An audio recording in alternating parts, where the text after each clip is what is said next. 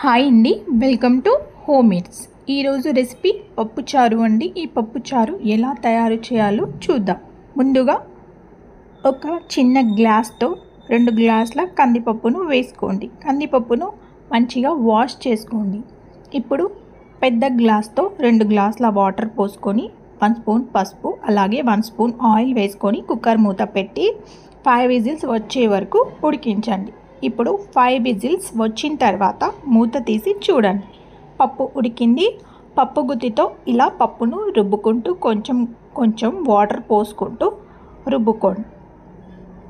దీనిని పక్కన పెట్టుకోండి. ఇప్పుడు చింతపండులో వాటర్ పోసుకొని నానబెట్టుకోండి. చింతపండు నానిన తర్వాత ఇలా చింతపండు పిండుకుంటూ చింతపండు రసాన్ని ఒక గిన్నెలో పోసుకోండి. ఇందులోనే 2 స్పూన్ల కారం, 2 స్పూన్ల ఉప్పు వేసుకోండి. అలాగే కొత్తిమీర, కరివేపాకు వేసుకొని ఇలా చింతపండులో కలుపుకోండి. కరివేపాకు జుట్టు పెరుగుదలకు సహాయపడుతుంది, చర్మ ఆరోగ్యాన్ని కాపాడుతుంది. కరివేపాకు జీర్ణక్రియను మెరుగుపరుస్తుంది. కొత్తిమీర జీర్ణక్రియను మెరుగుపరుస్తుంది, గ్యాస్ మరియు అజీర్తిని తగ్గిస్తుంది. ఇప్పుడు స్టవ్ పై గిన్నె పెట్టి 2 స్పూన్ల ఆయిల్ వేసుకోండి.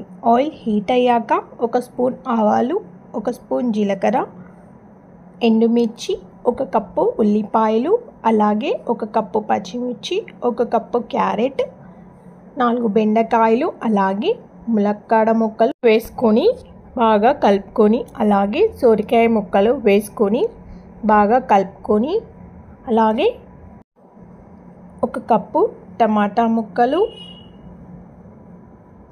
వేసుకొని బాగా కలుపుకొని, అలాగే కరివేపాకు, కొత్తిమీర వేసుకొని బాగా కలుపుకొని, అల్లం వెల్లుల్లి పేస్ట్ వేసుకోండి. 5 మినిట్స్ మగ్గిన తర్వాత చింతపండు రసాన్ని వేసుకొని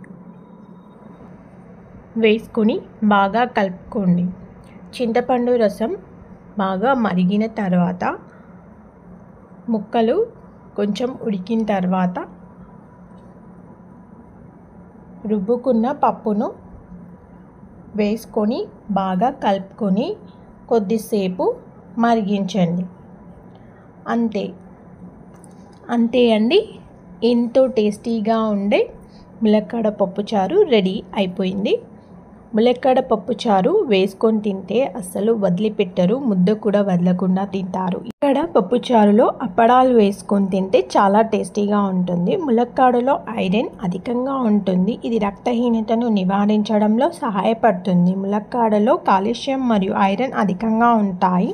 ఇవి ఎముకలు దృఢంగా ఉండేలా సహాయపడతాయి.